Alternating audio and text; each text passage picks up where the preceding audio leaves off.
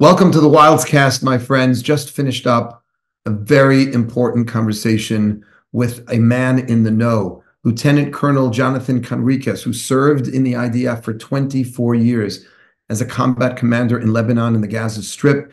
He's also a military diplomat, foreign relations expert, and an international spokesperson. He was the IDF spokesperson for the first few months of the war. And we spoke about a couple of really important things we all need to be aware of. Number one, could this war, could October 7th, could that attack have been prevented? And what needs to be done now to prevent this from ever happening again? Is war with Lebanon inevitable? How can we get the 60,000 of our Jewish brothers and sisters who've been evicted from their homes in the north? They're living in hotels, they're living all over the place. How do they go back home? What's going to happen with Lebanon? And we discussed, of course, what's referred to as the head of the snake, Iran. Lieutenant Colonel Conricus has some very important words about Iran. What does Israel have to do about Iran? What does the United States have to do? And even more importantly, not just talking about these governments that you and I may have very little impact on, but what should we be doing? I spent a good deal of time with him at the end discussing what is our role. Should we be getting involved with AIPAC? Should we be going to the rallies? What should we be doing on social media? Extremely, extremely important to tune in to understand what our role is in this war and, please God, in preventing these things from happening again. The other thing we discussed was the election, and we should be notified and we should be informed who is the better of the two candidates between Biden and Trump. We don't get political here at MGE, but we do need to know what their positions are in isolating Iran, in dealing with Hamas and Hezbollah. We spoke about that and more. Don't forget to like, comment, and subscribe. Welcome to the Wildscast.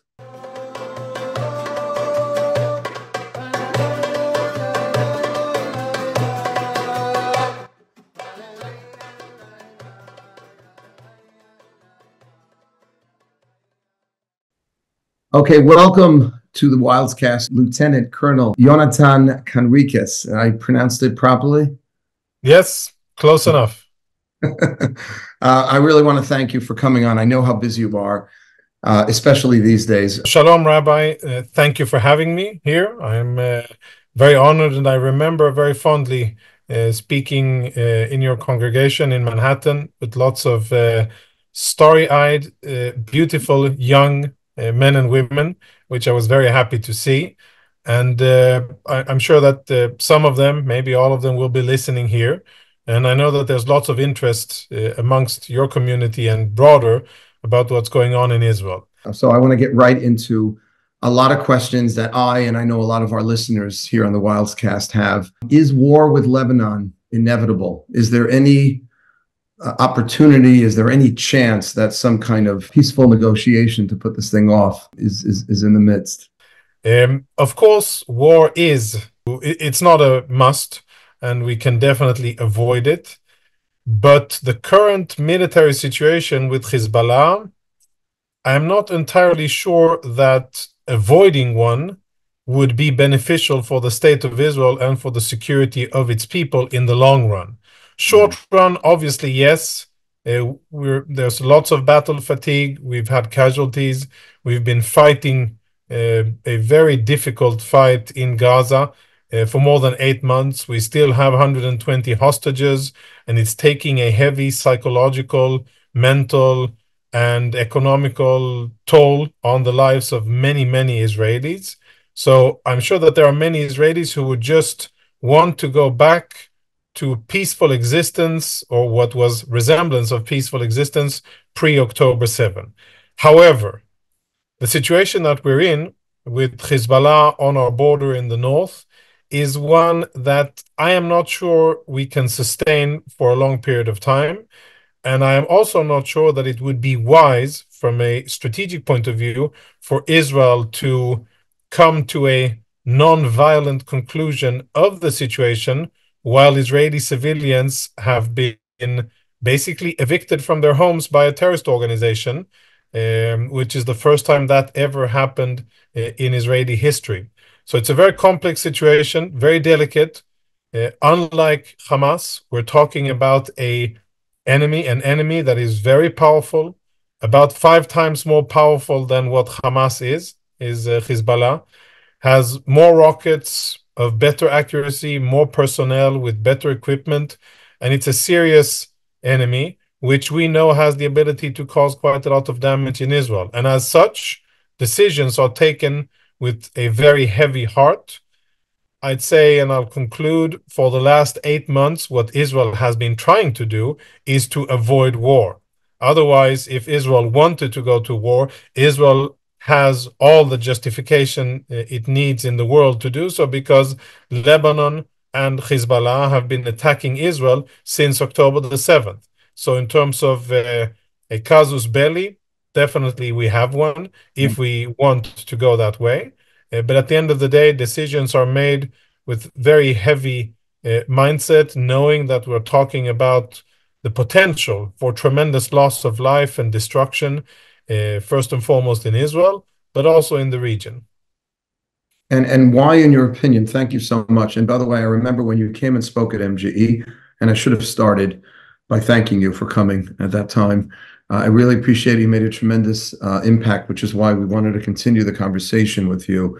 I remember you saying that this is the first time in Israeli history that Jewish people have been evicted from their homes. Just last Shabbat at MGE, a young Israeli woman walked in, and I asked her where she's from, and she told me in the Galil. And I said, where are your parents? She said they're living in some hotel, and her father has some sort of chicken coop on the Lebanese border. He goes there once in a while, and there are people shooting at him. So it's obviously not a sustainable situation. I guess those of us in the West are hoping some kind of peace could be made so we don't have to lose more precious Jewish soldiers. Why hasn't Israel, gone into Lebanon after? I mean, there's been so many attacks. They're happening, I'm told, almost on a daily basis. On a daily basis, yes. It's correct. So I'm just curious from I don't know if it's a military answer, from a diplomatic or military perspective, why has Israel not gone back if 60,000 or so Jews are out of their homes and it's not safe to live anywhere in the north or in those parts of the north? And how come nothing has been done other than trying to pinpoint some, specific targets? But an all-out effort to push Hezbollah or to defeat Hezbollah. How come that hasn't happened as of yet? The main reason, first of all, there's a number of considerations, but the main reason is because Israel is busy fighting in the south and busy defeating another Iranian proxy, Hamas, and probably wants to focus its intelligence and military assets on doing that task. If we aren't forced to, I think that the general disposition of the Israeli defense establishment is not to fight on two simultaneous fronts, which is a logistic and operational challenge that we would rather want to avoid. But at the end of the day, and of course our enemies understand that and operate as close as they can to the upper limit of Israeli tolerance. 3 weeks ago, I think Hezbollah came very close to actually forcing Israel into war. 3.5 weeks ago, northern Israel was ablaze. All of northern Israel, the Galilee, was on fire as a result of rockets and drones and missiles that Hezbollah fired at northern Israel and the dry conditions of Israeli summer. Those two together led to massive wildfires, and that really connected with something very primal with Israelis. When people saw, so many saw that northern Israel was ablaze, people got furious and demanded of the government, you better do something about this, government and military, because this is something that we cannot tolerate. Since then, Hezbollah has been firing less, and Israel has been preparing in terms of military exercises, training troops, and also allocating resources towards the north, and been indicating to Hezbollah that we are now much closer to the option of an all-out war with Hezbollah than we were before. So things are still dynamic. I think bottom line, Israel, for various political and diplomatic reasons, is still trying to get some kind of temporary diplomatic deal that will allow an end to hostilities and get Israelis back home if they will be willing to go back home. And that's an if, not a certainty. And then perhaps once the time is right and the conditions are right, to take action against Hezbollah. For me, it's very clear the situation along our northern border in general is an unsustainable situation. We cannot go back to living in a reality where Iranian proxy terrorists are along our border within running distance from Israeli civilians, like we had in Gaza post-October 7. That can't be allowed to happen. And we're making sure that that isn't going to happen anytime soon in Gaza now, with slow but steady and systematic progress. And in Lebanon, we still have a lot of work to do. At the end of the situation, I think that we will reach the necessary security conditions up in the north as well. But the issue is that the stakes are higher and the price for changing the security environment up in the north is much higher than it is relative to Gaza and Hamas in the south. And does it necessitate American involvement, if that is even possible? And do you believe that the United States will support Israel, and not just in the way that it's supporting Israel thus far, providing weapons and the like? Do you think that Israel, that United States would fight along Israel against Hezbollah, or not necessarily? I hope not. I don't think it's necessary, and I hope that U.S. troops won't be needed. And I hope that any role that the U.S. would have would be limited to providing military supplies and diplomatic cover and political cover. I don't think that Israel wants any foreign soldiers fighting on its behalf. The combat plans of the IDF are to fight our enemies alone. However, when the Iranians attacked Israel in March, we were very happy and thankful for the American intervention and involvement, which was effective, which was important, and saved lives in Israel. But I think that when it comes to supporting Israeli operations, what Israel will need will be bombs, spare parts, and diplomatic and political cover. That'll be the most important thing that we could possibly ask for and hope to receive from the United States. Let's just shift a little to the hostages. Any information about their condition, in your opinion, and how that's still playing into the whole situation back to Hamas in the south? It is by far the saddest topic of a very complex environment that we are in. I am ashamed, saddened by the fact that 120 Israelis are held in Hamas captivity. By this time, I would have hoped that we'd been able to get them out and rescue them. And as happy and relieved that I was that Israeli special forces were able to rescue 4 Israelis just about a month ago, I am sad that there are still so many Israelis in captivity. I do not know, I don't have updated information about whereabouts or condition. I can only assume, based on information and testimonies provided by Israeli hostages that were released, that the hostages are going through horrible and living in horrible conditions, subjected to psychological and physical torture, and some of them probably are starving. I do not know at this stage how many are alive and how many, unfortunately, are not, but I fear that every day that goes by, we may be losing our brothers and sisters.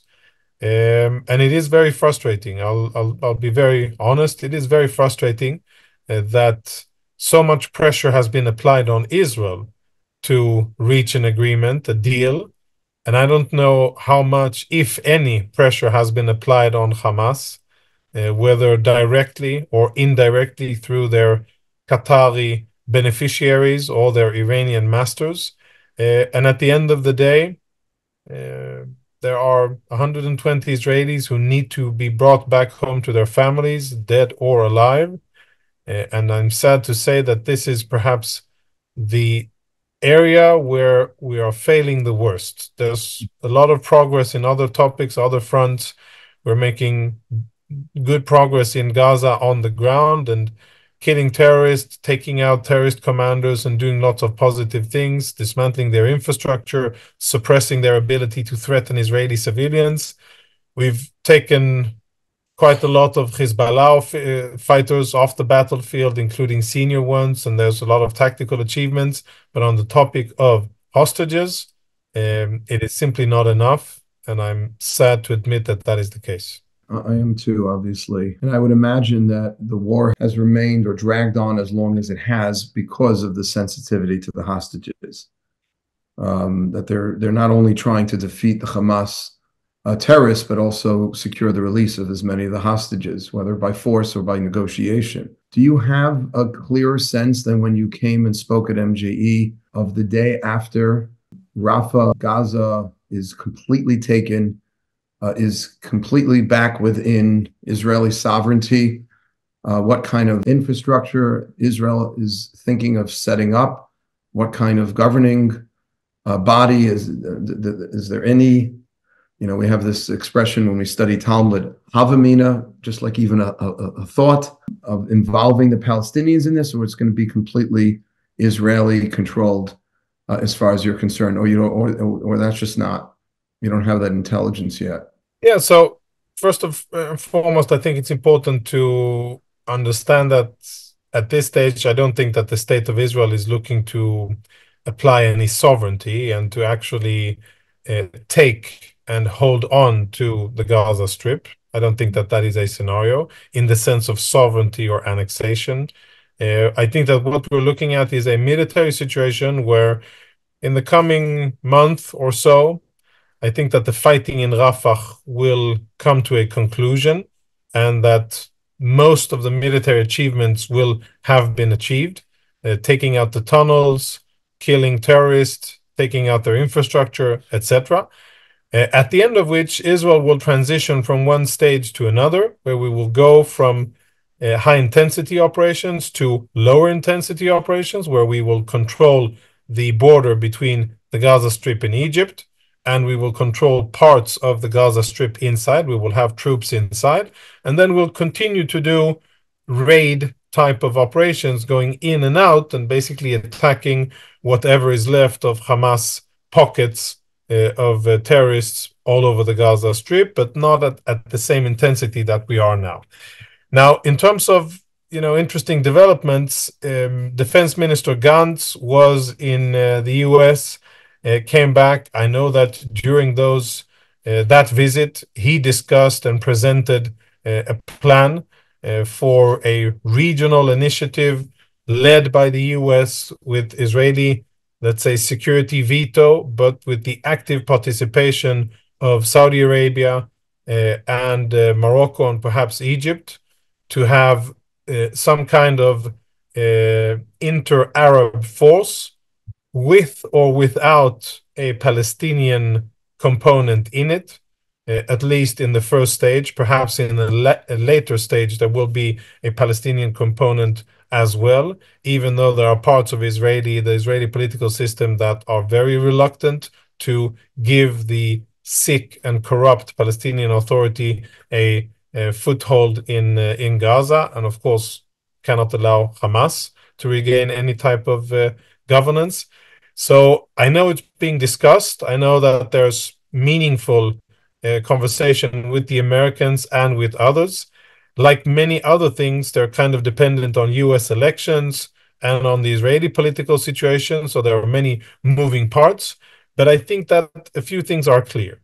At the end of the stage of high-intensity operations, Israel will not withdraw from Gaza, but will have to continue to stay there with a certain military presence in order to ensure that Israelis are safe and that Hamas doesn't immediately start rebuilding its capabilities. And I think it's important for people around the world to understand that that's how it's going to be. And by the way, that is not unique. That is how fighting is done. When two sides fight, the winner gets to dictate the terms to the losers, and that is what Israel is going to do with Hamas, and to make sure that they won't be able to rebuild their capabilities. In this sense, the tunnels under Rafah and the border crossing in Rafah with Egypt are very important, and Israel will need to have a strong, robust, and effective presence above and below ground. And then hopefully Israel will have the diplomatic finesse and strength and capability to, under US leadership, form some kind of coalition that will be capable and willing to deal with the long, challenging, and very dynamic process of building the Gaza Strip or rebuilding the Gaza Strip in order to make sure that Hamas doesn't return and to start to present some kind of alternative to the evil, corrupt, and oppressive regime that Hamas had for 18 years. Well, thank you. And you said something in the beginning about Israel discussing with Saudi Arabia, Morocco, and Egypt that they could possibly be part of this governance, at least in the initial stages, together with Israel. Would that be the first time that Israel would ever be working with Saudi Arabia in this kind of capacity, or even Morocco? Because that's very exciting. Yeah, it's building on the infrastructure of the Abraham Accords and basically evolving it into leveraging a challenging and quite sad situation on the ground in Gaza and looking at it also as an opportunity to build something different, but also to extend the circle of peace and normalization in the region. I hope that will be able to come about and to materialize. A lot depends on American leadership. And yes, it will be a first for official cooperation between Israel and Saudi, and also Israel and Morocco. Morocco has signed the Abraham Accords, and they have started to normalize ties with Israel, and that's great. And I hope that more countries will join. But we haven't cooperated on the ground yet, so we'll see how that works. But I know that there are efforts being done behind the scenes in order to see some kind of local, regional peacekeeping force or interim force on the ground, which I think is very important to have Arab boots on the ground, that it wouldn't be Americans or Europeans. I don't think it's very plausible, but that it wouldn't be Americans, and that it'll be something of an interest where the Arab world would have an interest in seeing Gaza develop into something that it isn't today and being, let's say, shaped out of misery into an area that is focused on life, on prosperity, on law and order, and the sanctity of life, and not a society that, canonizes death and martyrdom and jihad and all of the horrible things that Hamas had going for almost 20 years. And that's fascinating to me of how sort of the military and the diplomatic kind of be working together. If Israel is able to work with its new, peace partners. I know Saudi Arabia hasn't signed on yet, but maybe that would help. Are you nervous at all? Are you concerned? Like, this is the first real working together between Israel and Saudi Arabia. So many things, unfortunately, as we both know, could go wrong. On the other hand, I'm also thinking that if I was a, Gazan, Palestinian living in Gaza, maybe not affiliated officially with Hamas, but having been ruled by them, probably be easier for me to take orders from a fellow Arab, even if he's a Sunni, Saudi Arabian or Moroccan, than it would be an American or another Israeli. Is that part of it also that could help govern more effectively? Yeah, that's definitely part of it. For the interim stage, what you would be looking for is something that is as the least foreign that you can get, that still ensures the basic necessities of Israeli security, and that Hamas isn't going to be able to rebuild its capabilities. In the long run, obviously, one would hope for local governance in Gaza, local independent Gazan governance. It'll take time for them to develop the political system and the traditions and customs that are part of local governance.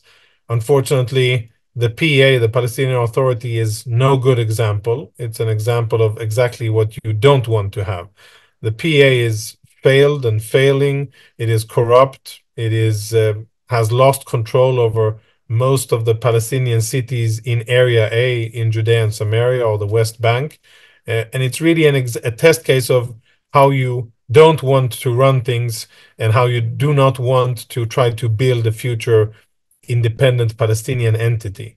And so there's lots to learn from the PA in a negative sense, and I hope that Israel, the US, and the other involved parties will take a good, honest look at the PA and say, well, this is what we don't want this for the future. We would want governance that is accountable. We would want law and order, civil rights, democracy. Democracy is a very big word, and I'm not entirely sure that it is really suitable at this stage. And I hope I don't sound condescending and, white colonial as I say it about Gazans, but I'm not entirely sure that this is ready for it at this stage. But definitely law and order and civil society and human rights and liberties, those are very important. And I think that it's realistic to anticipate that within 5 years, maybe there could be some budding system that a budding Palestinian system that could be ready to govern in that way. And that's only going to be possible, of course, if the Palestinians who live in Gaza going forward are somehow able to rid their curriculum, their school curriculums, of all the hate and anti-Semitism that are in their textbooks. Because, I mean, there is no model right now within the Palestinian world for any kind of governance that's suitable. The PA you just made very clear is just obviously Hamas needs to be dismantled. So who is it? If it, it would have to be from the Gazans themselves, from the people themselves down the road. Yes, but this takes time. It takes time to develop. Yeah. And people around the world, politicians around the world and others, they are, their mindset is of election cycle and tomorrow's news, and they want results now and they want them fast, and they want a mission accomplished banner and to say that, oh, we brought peace to Gaza, which is not, that doesn't meet reality. Reality is slow. Like your book, In the Search of Instant, it isn't instant, right? This will take time. It'll have to be built from the ground up. It'll have to be built by Palestinians who will have to come to the bitter recognition that they're not going to annihilate Israel, that Israel isn't going anywhere. And if they want to live a prosperous life and have chances for their children and grandchildren to live in security, dignity, and prosperity, then the world will help them. And Israel will facilitate, but they have to make that conscious choice of, okay, we're saying bye-bye to the road of jihad and martyrdom and killing Jews and mukawama, resistance, and we will try to embrace responsibility, accountability, and to have ownership of our own future. And to understand that the Jews aren't going anywhere from their ancestral homeland. Until that happens, then I'm not very optimistic about significant changes happening, but I am optimistic that that can happen if enough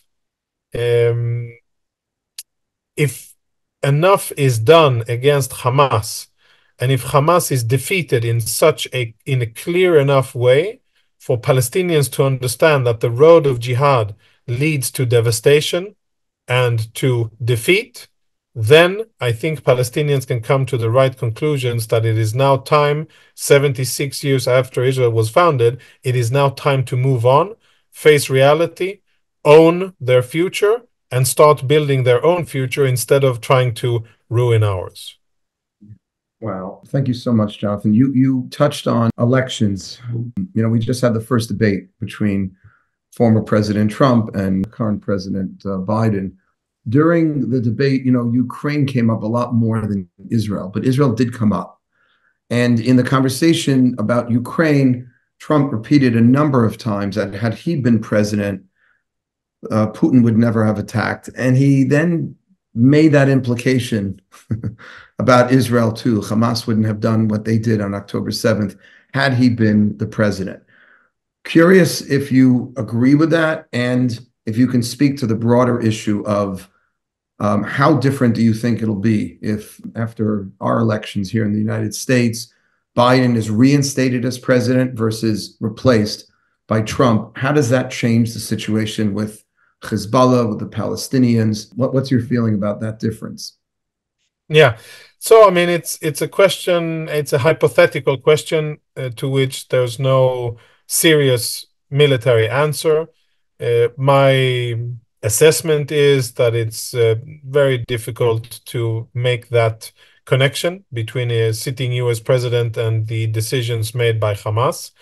I think that Hamas's actions were made possible because of a failed Israeli strategy and failed Israeli leadership for the last 15, 20 years. A leadership that allowed Hamas to acquire and accumulate that massive military capability, a strategy enacted by continuous Israeli governments that appeased and sought quiet instead of deterrence, and basically jeopardized the future of Israelis, the very basic safety of Israelis. And I don't think that it's really sincere to be speaking about the influence of a US president. It's much more related to Israeli politics, Israeli security practices, and Israeli strategy, which, to be frank, has been horrible. And I think that it's a tremendous failure. All those responsible for this strategy, going years back, I think bear responsibility for the victims of October the 7th. That it's no small thing, but I say it nevertheless. Anybody that made decisions to appease Hamas, to allow the tunnels to remain open, the tunnels from Egypt into Gaza, through which so many tons of weapons were smuggled in or transported into Gaza. Anybody who has had a hand in that bears accountability and responsibility. Israel, in your opinion, was fully aware of all this happening under their nose all these years. Not only in my opinion, but based on very solid facts and knowledge, yes. Not a single Israeli officer who served in the IDF for the last 20 years, and not a single Israeli decision maker who has any relevance to security and national strategic matters can claim that, oh, Hamas has tunnels in from Rafah. I didn't know that. Of course, everybody knew it. It was very clear. It was just overlooked, avoided, and not dealt with, which I think is a horrible, horrible lapse. And basically, continuous Israeli governments and heads of the military, Southern Command, Gaza Division, who dropped the ball. It's more political than it is military, but I think the responsibility here should be shared by political and military officials. Wow. And just going back to the election, then, do you think it matters? Right. Yeah, it matters very much. It matters because, as I said before, Israel will rely on US leadership in order to create a coalition of prosperity and peace-oriented countries that want to move forward for the sake of all of the civilians in the region. Without American leadership, it won't happen. Israel won't be able to swing it by itself, no chance. With American leadership, it is possible. And I think that the Abraham Accords are a tremendous example of the possible positive role that the US can play, and that I hope that the US will continue to play. That's one. I also think that we have to acknowledge the focal influence of Iran. And as long as the US continues with its current policy towards Iran, and as long as Israel continues with its current strategy and policy towards Iran, then I don't think that the Iranians will have any incentive to stand down and to stop supporting terrorism all across the region. Because they're Let me jump in right there, if you don't mind. I'm sorry to interrupt you, because I don't think enough of our listeners know the difference about the U.S. policy, Biden, let's say, versus Trump vis-a-vis Iran specifically. You see there being a major difference in terms of deterrence to Iran, one man over the next? Yeah, I would assume so. And I think that it's very important that there is a change of strategy in Israel and in the US regarding Iran. We have to understand that Iran is the source of much, not all, but many of the bad things. The majority of the bad things happening in the Middle East can be traced very easily to Iran. Whether it's terror and instability in Syria, in Iraq, in Yemen, in Jordan, Lebanon, Gaza, and in Palestinian territories. There are Iranian fingerprints all over. Wherever you go, you see Iranian efforts to destabilize, to foment violence and instability, and to incite to terrorism. And it's very clear.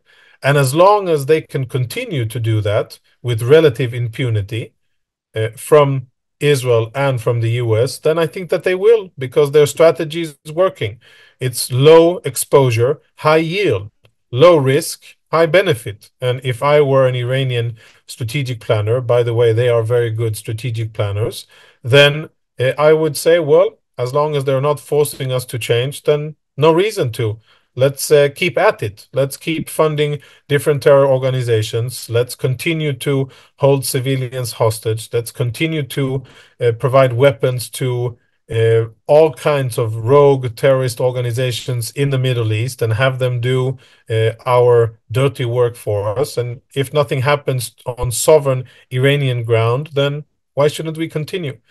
And until Israel makes the bold decision, and I think it will have to be Israel, not the US, and it will be important who will be in the White House and what team of advisors will be around the president. And I won't give my opinion on either, because I want to stay away as much as possible from US politics. But I think that it will be absolutely crucial for Israel to change its position and take leadership role when it comes to Iran, and to tell the Iranian. What does that mean, to take leadership? What does it mean for Israel?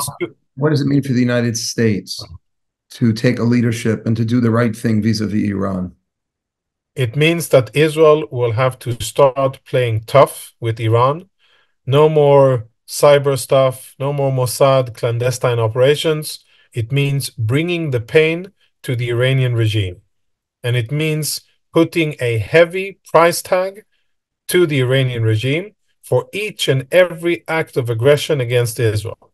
I'll give you an example. Days ago, Iran officially threatened to annihilate Israel. They said so directly. If Israel launches an offensive against Hezbollah, then Israel will be annihilated. Now, that is unprecedented. I mean, it's very rare that sovereign countries threaten other sovereign countries with annihilation. It's hardly ever done. And I've been grasping and checking my Twitter feed to see, where are the condemnations? Where is the Secretary General of the UN? Where is the Red Cross? Where is the US President? Where is the European Foreign Relations Council? And where are everybody else saying, hold on, this isn't something that we can allow to exist, that Iran calls for the destruction of the State of Israel. This isn't okay.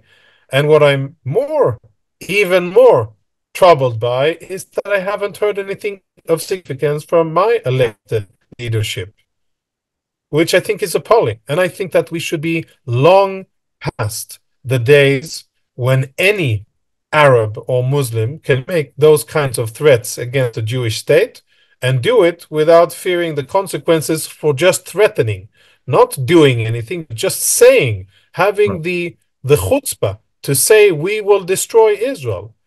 And I think it's wrong that they're able to do so and not face consequences. And what is desperately needed is a new and strong, proud Israeli strategy that holds our arch enemy accountable for its acts of aggression. And I think that we have the military capability, we have the intelligence, we have the military, and we have the various tools at our disposal. We've shown tremendous defensive capabilities together with our partners, and we've shown offensive prowess in our ability to strike deep inside Iranian terrain. And I'm not And urging a war yeah. against Iran. I'm not urging a full all-out war against Iran. I am urging Israel to change its posture against the evil and oppressive Iranian regime in order to make sure that in the next 5 years we won't continue to deal and suffer from the consequences of Iranian terror. If we don't, we will continue to suffer from Iranian terror. And I know you don't want to take a position on the election, and I don't either. I'm a rabbi and I try to stay out of politics. MG could lose its non-for-profit status if we endorse a particular candidate. But I do believe that the sanctions, it seemed like years ago, the sanctions against Iran were working. Are those sanctions in place? How important is America to those sanctions? Because Israel, obviously doesn't do business with Iran, but it's not going to make a difference. The United States needs to coordinate a massive, campaign throughout the world not to do any business with Iran.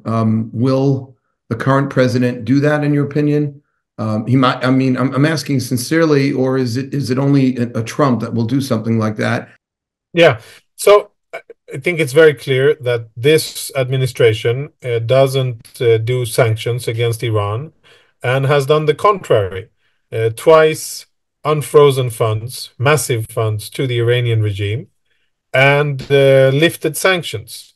And I think that in the senatorial hearing that was held by Senator Cruz and Secretary Blinken, I think it was pretty apparent, at least to me, what the consequences of the current policy has been. And again, I tread carefully. I don't want to pass judgment, but I do think that it is time for Iran to be held accountable and to be squeezed and feel the pain for their acts of aggression, for their nuclear military project, and for violating the norms and standards of behavior that are expected of sovereign states. They are the world's largest state sponsor of terrorism. They deal in destruction, in instability, in misery. They use other people very cynically in order to promote their own aims, and they do it so far with relative impunity. And I think that after October the 7th, we need to change that. And I think that Israel can need to change it. We can stand up to Iranian aggression.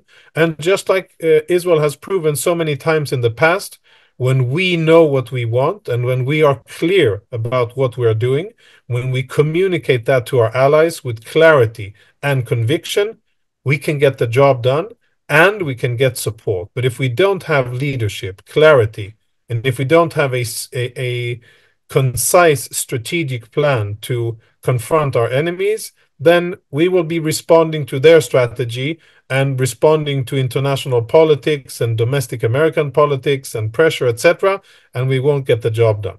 So it's a lot rests on Israeli shoulders.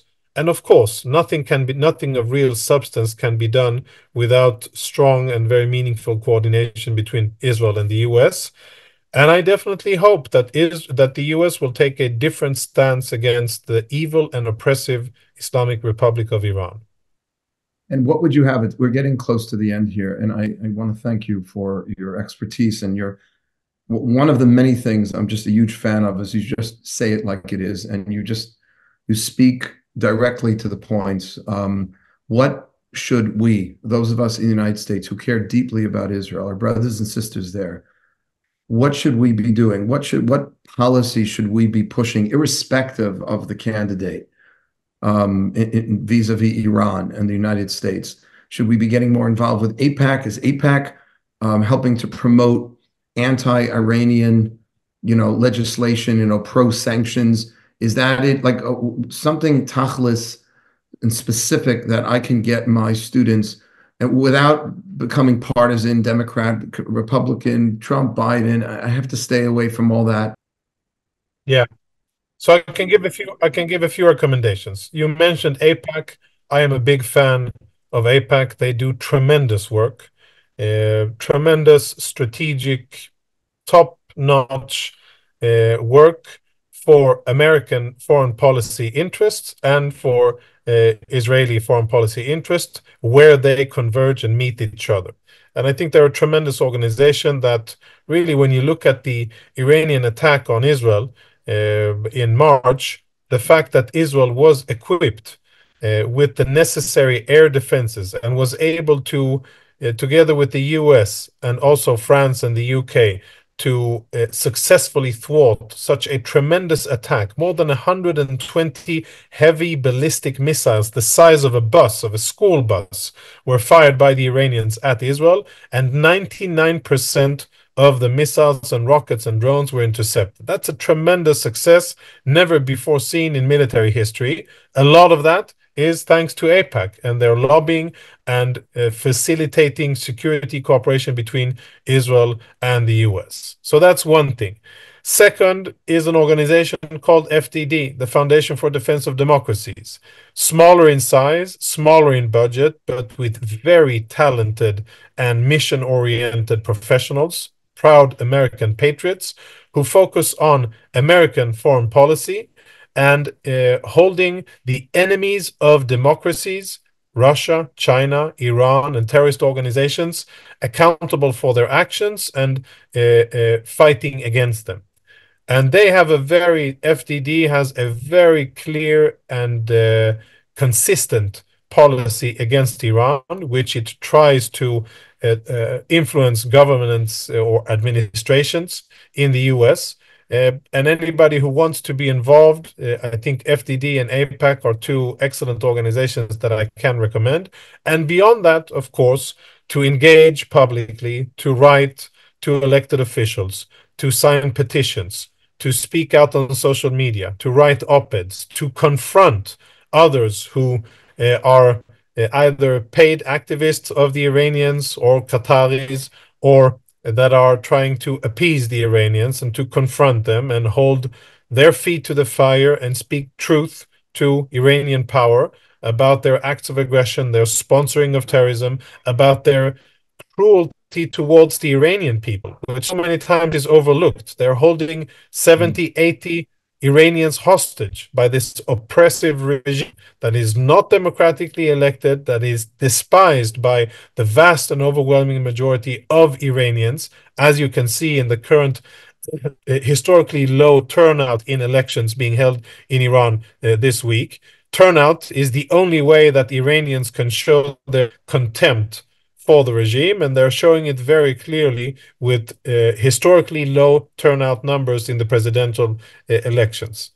So that needs to be the focus. And with Jewish and Israeli and American matters, it's so easy to be dispersed and to be carried away with anti-Semitism, campuses, the squad, and whatever. There are so many other things that catch our attention, and it's very focused to do just like the Iranian regime is doing, to focus on the goal, eyes on the ball, eyes on the prize, and to continue to undermine the Islamic Republic of Iran, not the people of Iran, but the evil and oppressive regime, and to make life miserable for them, and to support people and organizations who are clear, brave, and outspoken against Iran. I cannot think of a single thing that would be a bigger step towards stability, peace, and prosperity in the Middle East than the removal of the Iranian regime. Thank you so much. So you believe, the squad and all these things, they do really get our attention, and they distract us. You mentioned three. I've been taking notes, by the way. Anytime I look down, it's because I've been writing things down that you've been saying. You mentioned AIPAC, which I'm a huge fan of. I'm trying to get more of our participants to get more involved with AIPAC. FDD, which is great. This is the first time I'm hearing about this, the Foundation for the Defense of Democracies. Are you saying, to make contributions, or people can be involved in other ways as well? If they're young professionals like many in your community are, who may not yet have lots of money available, which is Right. totally fine, then they could be active in other ways. They can support legislation. They can, if they're young enough to be interns, then that's also an option. And they can just amplify, if the bare minimum would be to amplify the research and products that the FDD produces. That's also a good thing to see what FDD produces and says and writes about, for instance, Iran, about the nuclear military program, about their malign terrorist activities in the region, and about US sanctions, etc. FDD does lots of tremendous research on it, and it could definitely be good to amplify that and to have more people read about it, more people educated, and more legislators who would receive this from their constituents. Wow. If there's anyone from the foundation also in the New York area that you think is good for us to host at MGE, it would be an honor. You also mentioned as a third option to write, sign petitions, social media confronting others. You mentioned paid activists from Hamas and from the Iranian regime. I think a lot of us get very sucked into just scrolling down our phones, and then we just lose ourselves, and we lose the focus. So keeping your eye on the ball, that was the phrase you just used. It's incredibly important. So easy to get distracted today. Obviously going to Israel and just showing love and support for our brothers and sisters there. We're going. Goes without saying. Yes, Yeah, definitely. yeah, we're going. Actually, we're bringing about 40, 45 of our participants to Israel, July 27th. B'ezrat Hashem, we're very, very excited about the trip. We're doing it with Birthright. Oh, So beautiful. yeah, I'm a huge, huge I'm fan. sorry I won't be here. Otherwise, I would have proposed to meet, but I will be in Oh, the US then. I'm coming to the US on the 23rd of July. I'll be oh, wow. in New York. Oh, very nice. Well, good luck with your amazing, amazing work, and I thank you for your time. And if anybody wants to follow you, is there On any? Twitter, on X, J Conricus on X. That's where I'm the most active. I've been told by many smart and younger people than me that I have to up my Insta game, and I will. I just haven't found the time and the resources to do it. Instagram? Yes, Yeah, Instagram. I'm just But the opposite. I'm on Instagram. I do yeah, very little with Twitter. I probably should get on there as well. so I'm on X, and I have quite a lot of followers there. That is where I post most of my content, whether it's interviews or just thoughts, assessments, and insights. Most of it is there, but I will also be producing new and special content from Israel, and it'll be on YouTube and Instagram, but that's a few weeks in advance. Okay, great. Well, I wish you the best with that, and you should Thank you, just Rabbi. continue to go Mechail El Chayil, from strength to strength. I so appreciate your time, your expertise, and really your inspiration. Thank you so much. Keep fighting the fight, and thank you for all the guidance. Thank you, Rabbi. An absolute pleasure to speak with you again, an honor, and I look forward to our next meeting. Thank you so much. Thank you.